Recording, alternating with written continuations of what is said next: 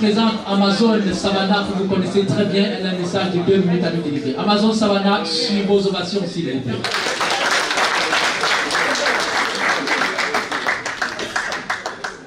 Je vais vous parler de mon histoire, la raison pour laquelle je me suis retrouvée dans ce combat.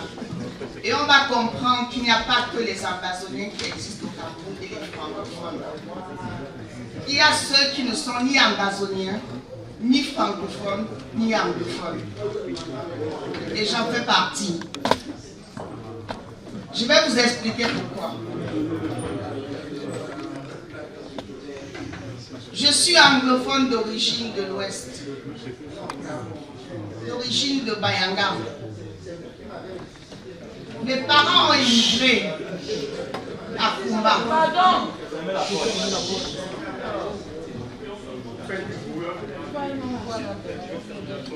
Mes parents ont immigré à Kumba parce qu'ils fuyaient la guerre à l'ouest du Cameroun. Ils se sont installés, en fait ils se sont retrouvés, ils se sont mariés.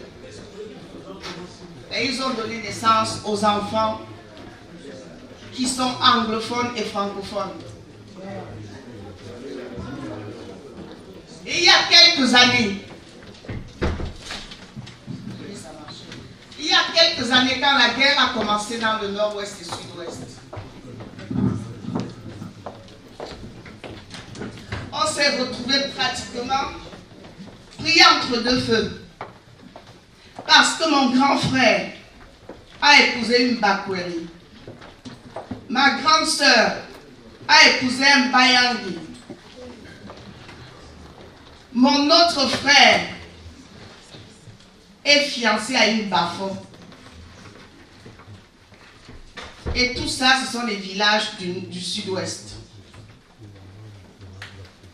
Ça veut dire que j'ai des neveux qui sont aujourd'hui totalement amazoniens. Des neveux qui sont aujourd'hui entre les deux. Il y a 2 ans exactement, mon petit frère qui se retrouve à Londres, parce que quand tu fais des études dans la zone anglophone, quand tu viens en Europe, soit tu es en Europe, tu es en Angleterre, soit tu es aux États-Unis ou au Canada. Et mon petit frère est allé faire ses études en Angleterre. Et il y a exactement 2 ans, il était en vacances au Cameroun. Et il y a eu des échanges de coups de feu entre Amazoniens et militaires. Les Amazoniens ont tué 2 militaires. Et les militaires ont mis le feu sur toutes nos maisons. C'est-à-dire nos voisins et ma maison, dans la nuit. Mon petit frère, mon oncle et mes cousines et les voisins sont morts, brûlés dans la maison. Aujourd'hui, le mari de ma grande soeur est kidnappé par les Amazoniens. Ça fait 3 semaines. On dit que mes neveux doivent prendre les armes parce qu'ils sont de Bayangi et parce qu'ils ont l'âge de prendre des armes. Et s'ils ne le font pas, on va tuer leur père. Il y a un qui a réussi à quitter la zone anglophone parce que je voulais le faire traverser. Quand il est arrivé à Yaoundé, on a refusé de lui délivrer un passeport. On a dit qu'il était amazonien. On l'a enfermé. Les Amazoniens aujourd'hui demandent à tous les Bamileke de quitter la zone nord-ouest, sud-ouest. Nous, on va où? Je suis quoi? Je suis qui? Amazonien, francophone, nord-ouest, sud-ouest. Qui suis-je? Alors cette guerre, elle est moche. Cette guerre, elle est moche. Bia est mauvais.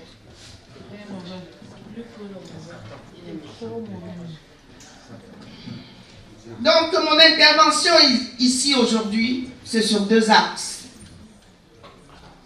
L'axe numéro 1, je vais parler de la résistance.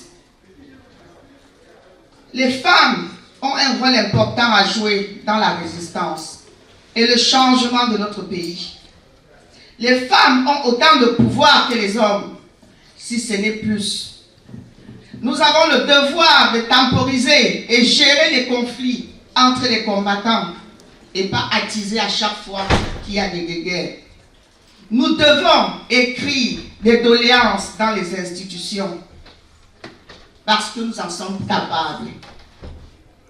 Nous, Amazones de France, nous avons mené des actions fortes pour le changement de notre pays.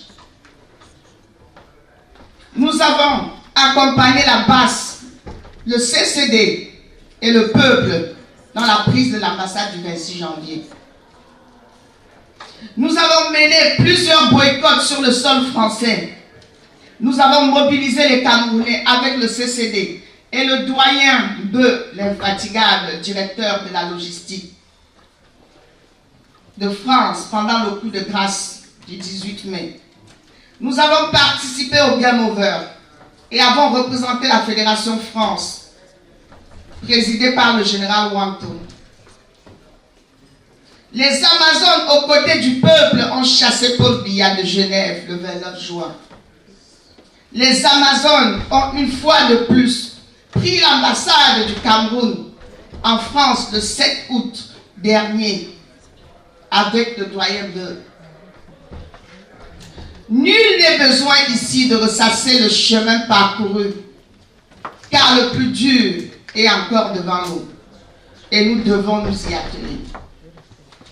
C'est pour ça qu'au nom des Amazones de France que je représente ici, je prends devant vous de façon solennelle l'engagement de poursuivre cette lutte. L'axe numéro 2, l'axe humanitaire.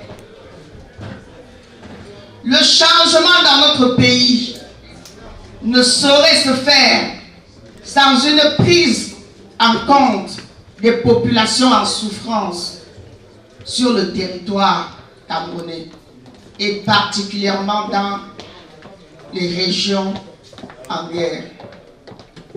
Nous devons repérer les enfants victimes du système et voir comment nous pouvons leur venir en aide. Nous comptons désormais développer nos actions sur le plan humanitaire, qui n'est qu'une suite logique de notre combat. Car les femmes et mères que nous sommes ne sauront rester insensibles à tout ce drame qui se passe devant nos yeux. Désormais, nous travaillerons quasi quotidiennement avec M. Hayat et bien d'autres âmes de bienfaisance. J'appelle toutes les Amazones de toutes les diasporas à se structurer afin qu'on travaille main dans la main pour la libération de notre pays. Nous travaillerons nuit et jour s'il le faut, de façon alternée jusqu'à l'installation de notre président élu à Etoudi. Vive le Cameroun, vive les Amazones, vive la résistance.